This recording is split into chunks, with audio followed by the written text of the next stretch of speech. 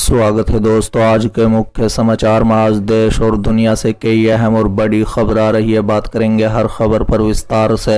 भारत में मुसलमानों के साथ जर्मन के यहूदियों की तरह किया जा रहा है सलूक।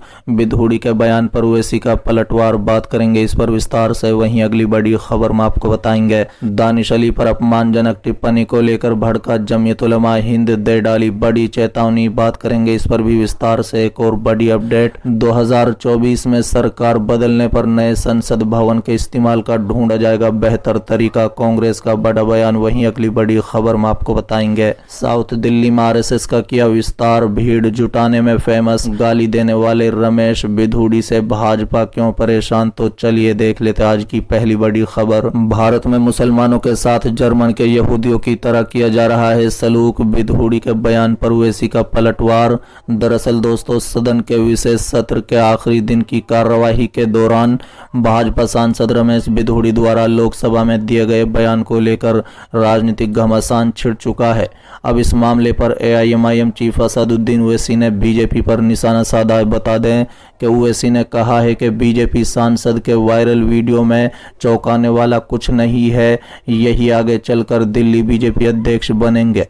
लोकसभा में बहुजन समाज पार्टी के सांसद दानिश अली को लेकर बीजेपी सांसद द्वारा बोले गए अपशब्द पर असदुद्दीन ओवैसी ने कहा कि भाजपा एक हताई खाई है, इसलिए हर दिन एक नया निचला सत्र मिल जाता है। मुझे भरोसा है कि इसके खिलाफ कोई कार्रवाई नहीं होगी।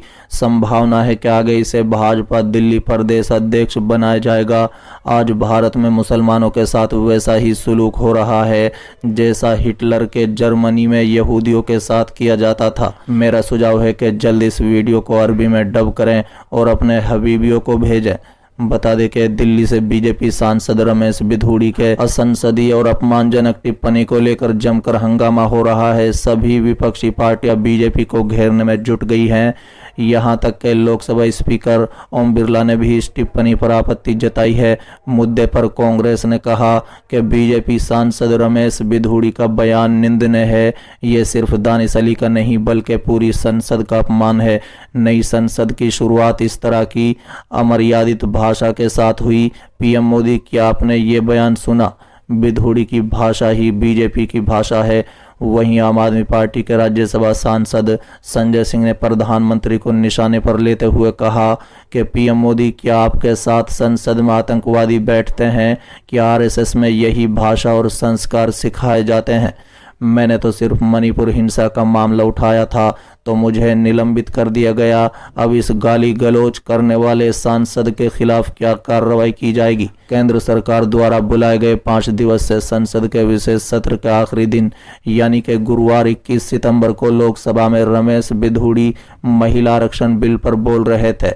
इसी दौरान दानिश अली ने टोक दिया। इस पर रमेश बिधूड़ी अपना आपा खो बैठे और उन्होंने अपशब्द कह दिए। चलिए अगली खबर, दानिश अली पर अपमानजनक टिप्पणी को लेकर भड़का जमीयत उलमा हिंद, दे डाली बड़ी चेतावनी। दरअसल दोस्तों, उत्तर प्रदेश के अमरोहा से बहुजन समाज पार्टी के सांसद कुंवर दानिश अली पर लोकसभा में बीजेपी एमपी रमेश बिधूड़ी की ओर से अपशब्द कहे जाने पर जमीयत उलमा हिंद भड़क गया है। बता दें, जमीयत उलमा हिंद ने बीजेपी सांसद रमेश बिधूड़ी की संसद सदस्यता खत्म कर उन पर यूएपीए लगाकर उन्हें तुरंत जेल में डाल देने की मांग की। साथ ही इस मामले में प्रधानमंत्री नरेंद्र मोदी के सामने आकर पूरे कौम और देश से माफी मांगने की मांग की। बता दें कि जमीयत उलमा हिंद ने मांग की है कि पीएम मोदी को रमेश बिधूड़ी को तुरंत पार्टी से बाहर करने की घोषणा करनी चाहिए। जमीयत उलमा हिंद का कहना है कि पीएम की कथनी और करनी में जमीन और आसमान का अंतर है। ये अपराधी आपके साथ बैठते हैं और आज जो ये लोग संसद में बोल रहे हैं, इनके बड़े तो कांग्रेस की दलाली किया करते थे, उनके जूतों पर पॉलिश किया करते थे, माफीनामा भेजा करते थे। देश की आज़ादी में इनका तो 1% भी इतिहास नहीं है। हम तो जिस तरह उन गैरों से लड़े थे उसी तरह आज उन गोरों की नाजायज औलाद से भी लड़ते रहेंगे। बता दें कि जमीयत उलमा हिंद के यूपी के कानूनी सलाहकार मौलाना काब रशीदी ने कहा है कि हमारा केंद्र नेतृत्व इस पूरे मामले पर नज़र बनाए हुए है।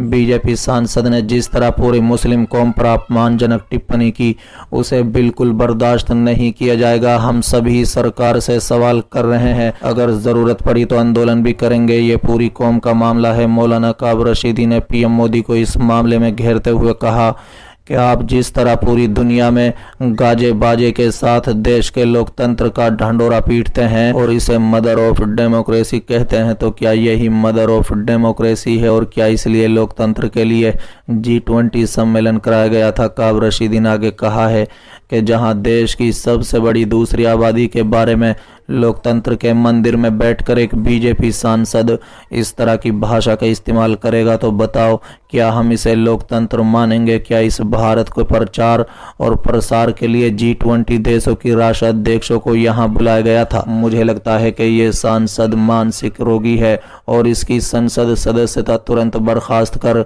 इसे आगरा के पागल खाने में भेज देना चाहिए। उन्होंने कहा है कि ये बीजेपी का सांसद पूरे देश में हिंसा और नफरत का माहौल पैदा करना चाहता है, इसलिए इस पर UAPA लगाकर जेल में डाल देना चाहिए। रशीद ने कहा है कि ये सांसद देश की पार्लियामेंट में बैठकर ऐसी बातें कर रहा है और सरकार खामोश बैठी हुई है, तमाशा देख रही है। पीएम मोदी को इस मामले में सामने आकर पूरी कौम और देश से माफी मांगनी चाहिए। वो तो बहुत देश के लोकतंत्र की दुहाई देते हैं।